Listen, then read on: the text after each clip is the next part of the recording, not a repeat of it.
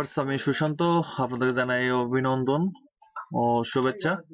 এসটিভির পক্ষ থেকে সবাইকে জানাই আন্তরিক অভিনন্দন ও শুভেচ্ছা। এখন আজকে আপনাদের সামনে আমি একটি ছোট টিউটোরিয়াল নিয়ে হাজির হলাম।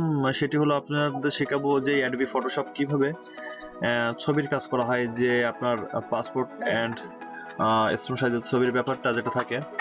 আপনি ঘরে বসে আপনার ছবির কাজ এবং পাসপোর্ট সাইজের ছবি আপনি ছবির ব্যাকগ্রাউন্ড চেঞ্জ করতে পারবেন। সেই সূত্রে আজকে আপনার সাথে কথা বলবো। তাহলে আর কথা না বাড়িয়ে জাস্ট আমরা চলে যাই অ্যাডোবি ফটোশপ। অ্যাডোবি ফটোশপ 7.0 আমরা জাস্ট ওপেন করার চেষ্টা করতেছি। জাস্ট এখান থেকে ওপেন হতে দেরি নিচ্ছে, একটু সময় লাগছে, অপেক্ষা করি আমরা। জাস্ট চলে এলো এই যে স্ক্রিন দেখা যাচ্ছে। এই স্ক্রিনে ডবল ক্লিক করলে আপনি দেখতে পাবেন যে ছবি আনার যে পদ্ধতিটা। জাস্ট আমি ডবল ক্লিক করলাম, আর একটা ছবি আমার মানে ডেস্কটপে আছে, সেই ছবিটা আমি নিলাম। জাস্ট ইন্টার করলাম, কিবোর্ড থেকে ইন্টার করবেন আপনারা, জাস্ট ছবি চলে আসবে। ওখান থেকে দেখুন এখানে আপনি খেয়াল করুন ম্যাজিক বার। এই ম্যাজিক বারে ক্লিক করলে কি জানেন, এই যে আপনার এই যে ব্যাকগ্রাউন্ডটা একদম সাদা রঙের যে ব্যাকগ্রাউন্ডটা আপনি যে রং দিতে চাবেন সেটা আপনি এখানে সেট করতে পারবেন। সেই সূত্রে ম্যাজিক বারের সাহায্য নেবেন এবং এটা ম্যাজিক বারের সাহায্য দিয়ে আপনি ব্যাকগ্রাউন্ড চেঞ্জ করতে পারেন এবং অতএব আবার এক পদ্ধতিতে আপনি চেঞ্জ করতে পারবেন। পেইন্ট টুলের সাহায্যে আপনি চেঞ্জ করতে পারবেন। জাস্ট ম্যাজিক বারের সাহায্যে আপনি এখানে চেঞ্জ করতে পারবেন এবং অতএব আপনি পেইন্ট টুলের সাহায্যে আপনিও ব্যাকগ্রাউন্ড কেটে চেঞ্জ করতে পারবেন। জাস্ট এখন আমি দেখাচ্ছি যে ম্যাজিক বারের সাহায্যে আপনি কিভাবে ব্যাকগ্রাউন্ড চেঞ্জ করবেন সেটা। জাস্ট এখানে দেখুন, এখানে কিন্তু চুল আছে, এই চুলটা কিন্তু দেখা যাচ্ছে। জাস্ট এখানে কিন্তু এই সাইডে কিন্তু আসবে না। আমি যখন চেঞ্জ করব তখন কিন্তু এই সাইডে এইটা শো করবে না। জাস্ট সাদা কিন্তু চুল, মানে কালো চুল কিন্তু একদম সাদা বর্ডারের গায়ে লেগে আছে, কালো বর্ডারের গায়ে লেগে আছে। সেই সূত্রে এইবারে রং এবারে আসবে না। দেখুন শুধুমাত্র আমি এইটা ক্লিক করছি, এই সাইডেই হবে। জাস্ট এবারে ক্লিক করলাম, শুধুমাত্র এই সাইডের কোডটা সিলেক্ট করছে, শুধুমাত্র ব্যাকগ্রাউন্ডটা। জাস্ট এখন আমি ব্যাকগ্রাউন্ডটা চেঞ্জ করতেছি। এখন আমরা এই পেইন্ট টুলের এইটা দিয়ে আমি চেঞ্জ করব। তাহলে এখানে আমি ক্লিক করব, ভিতরে ক্লিক করছি। আমার যে রংটা দেওয়া আছে উপরে সেই রংটা কিন্তু এখানে সেট হয়ে গেল অলরেডি। এটা কিন্তু সেট হচ্ছে। আবার দেখুন আপনি এটা হলো রেক্টেঙ্গুলার টুলের সাহায্যে নেবেন শুধুমাত্র এই যে ডিসিলেক্ট করার জন্য। সাইড দিয়ে যেমন মানে চলছে যেটা, এটা ডিলিট করতে আপনি ডিসিলেক্টের সাহায্য নেবেন, ভিতরে ক্লিক করবেন, ভিতরে ডিসিলেক্টে ক্লিক করবেন, আপনার চলে যাবে। জাস্ট শেষ, ফিনিশ। তাহলে দেখুন এই সাইডে কিন্তু আর নাই, সেটা চলে গেছে। এবার আমার থাকতেছে এই সাইডটা, এই সাইড দিয়ে আমি ভরাট করবো এই ব্যাকগ্রাউন্ডটা দিয়ে। জাস্ট আবার ম্যাজিক বারে চলে গেলাম, ম্যাজিক বার থেকে এখান থেকে আবার এই সাইডে ব্যাকগ্রাউন্ড সিলেক্ট করলাম সাদা। এখানে আমার সাদা যত মানে যেখানে আছে জাস্ট ও কিন্তু সেখানে খুঁজে নেবে। দেখেন খেয়াল করেন এক জায়গায় ও কিন্তু খুঁজে নিচ্ছে যে আমার শার্টটা এখানে সাদা, ও ওখানে কিন্তু সাদা ওখানে সেট হয়ে গেছে অলরেডি। ও কিন্তু ব্যাকগ্রাউন্ড ওখানে কাজ করবে, আমি যদি রং প্রবেশ করে ওখানে কাজ করবে। আর দেখি পেইন্ট টুলের সাহায্যে আবার নেই, ঢুকালাম, এটা এখানে ক্লিক করলাম। জাস্ট এখানে ক্লিয়ার নিচ্ছে। দেখেন এখানে কিন্তু ব্যাকগ্রাউন্ডটা হয়ে গেছে, আকাশের রঙ হয়ে গেছে।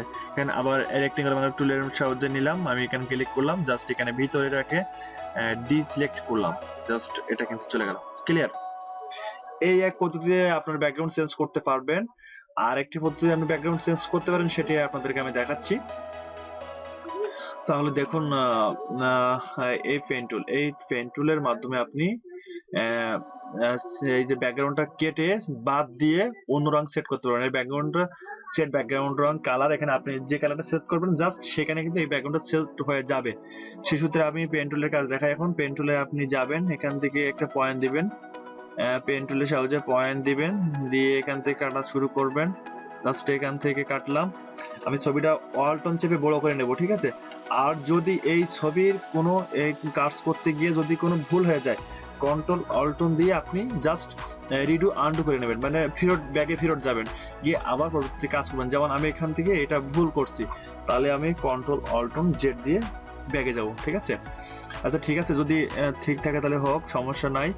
এই দেখেন একটু দেখাই আমি এই কাজটা করে, আমি একটু ভুল করি চেষ্টা করি। এখানে দেখেন ভুল হয়ে গেছে, অলরেডি আমার ভুল হয়েছে। এই জায়গাটা দেখেন, এই জায়গাটা আমার ভুল হয়েছে। এখন এই জায়গার দাগটা সম্পূর্ণ বেশি হয়ে গেছে, আমি কাটবো কি করে? যেমন আপনি কিবোর্ডে হাত দিবেন, অল্টন হাত দিবেন, দিয়ে জাস্ট কাটচার দিয়ে ওখানে ক্লিক করবেন, মডেল একদম একদম মিডল পয়েন্টে ক্লিক করবেন, পয়েন্টটাই কাজ করবে, ওখানে কেটে পড়ে যাবে। হ্যাঁ কেটে গেছে। আপনি এভাবে ক্লিক করে বেশি হয়ে গেলে কাজ করবেন, ঠিক আছে? যদি আবার এরকম ভুল হয়ে গেছে আমি কাটলাম, ওখান থেকে আপনার ছোট ছোট করে কাটবেন, পয়েন্টটা ছোট দিবেন। আপনি যদি যেহেতু নতুন যদি হয়ে থাকেন তাহলে ছোট ছোট পয়েন্ট দিয়ে কাটবেন, আশা করি কোনো সমস্যা হবে না। কারণ এখানে পয়েন্ট দিবেন, দেখুন আপনারা সুন্দর করে কাটার চেষ্টা করবেন, কিন্তু আমি যেমন তেমন করে কাটছি, সেক্ষেত্রে টিউটোরিয়াল তো আপনারা যত সুন্দর করে কাটবেন সেটা আপনার তত সুন্দর করে সবই ভালো হবে। এখন আমি এখান থেকে চলে যাচ্ছি, একটু বড় করে কাটছি, এখানে এই কাটলাম, এখানে এই কাটলাম। আপনারা যত পয়েন্ট দিবেন, যত সুন্দর করে পয়েন্ট করা কাজ করবে, তত সুন্দর আপনার ছবির দৃশ্যটা ভালো হবে আশা করি, ঠিক আছে? এখানে এই করলাম, এটা এই করলাম।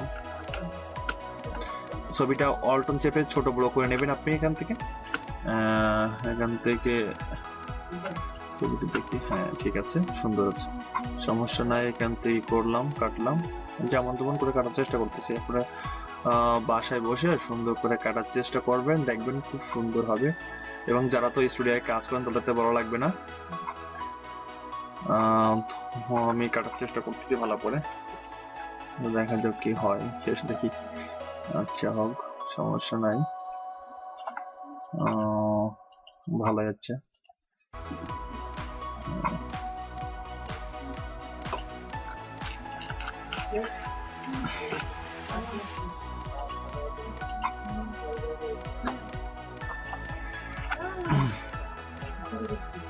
ছবি কাটার কাজ শেষ হওয়ার পথে, এখান থেকে আপনি ঘুর দিয়ে কাটবেন, সুন্দর করে পয়েন্ট দিবেন, এবং যদি ভুল হয় কন্ট্রোল অল্টন দিয়ে জেড দিয়ে ফেরত যাবেন। এবং যদি আপনার দাগ বেশি যায় তাহলে জাস্ট আপনি ওটা অল্টন ধরে মিডল পয়েন্টে ক্লিক করবেন, ওর কেটে পড়ে যাবে। এ দেখুন, তারপরে আপনি জাস্ট ঘুর দেবেন ব্যাকগ্রাউন্ডের বাইরে দিয়ে, ব্যাকগ্রাউন্ডের ভিতর দিলে কিন্তু হবে না, ভিতর দিয়ে ঘুর দেবেন, ভিতরে মোটে একদম ভিতরে ঢুকবেন না, বাইরে দিয়ে দেবেন, দিয়ে আপনি যেখান থেকে শুরু করছিলেন তার সেখানে রাখবেন, রেখে ভিতরে রাখবেন। রেখে আপনি মাউসের রাইট বাটন ক্লিক করবেন, জাস্ট মাইক রাইট বাটনে ক্লিক করে মার সিলেকশন বলে এই ফলোয়ারটা, এই আসবে, অপশনটা আসবে, আপনি এখানে ক্লিক করবেন, ঠিক আছে? আমার কিন্তু ব্যাকগ্রাউন্ড রংটা কিন্তু হবে এই বেগুনি কালারটা, ঠিক না? আচ্ছা ঠিক আছে, এখানে করা হয়ে গেল। তো এবার জাস্ট আপনি কন্ট্রোল বোর্ডে যাবেন, বোর্ডে গিয়ে ডিলিট চাপ দেবেন, জাস্ট বেগুনি রংটি সেট হয়ে যাবে। হ্যাঁ ডিলিট চাপ দিলাম, জাস্ট বেগুনি রংটি সেট হয়ে গেল। এখন আমার ছবিটার কাজ শেষ হয়ে গেল। জাস্ট এই রেক্টেঙ্গুলার টুলে গিয়ে আপনি আবার ডিসিলেক্ট করবেন, করে জাস্ট আপনার ছবি একদম ওকে। এখন আপনার এই ছবির কিছু কিছু সাদা দেখা যাচ্ছে, আপনারা কিন্তু সুন্দর করে কেটে একটা এই পেন টুলের সাহায্যে আবার পরিষ্কার করে নেবেন। আমিও পরিষ্কার করে দেওয়ার চেষ্টা করতেছি, দেখুন আমি করে দেই। আচ্ছা এখানে এভাবে করবেন, এখানে করে এখানে করে এখানে করে ঘুর দিয়ে জাস্ট এখানে আবার সেখানে শুরু করবেন, যেখানে শুরু করছিলেন সেখানে শেষ করবেন।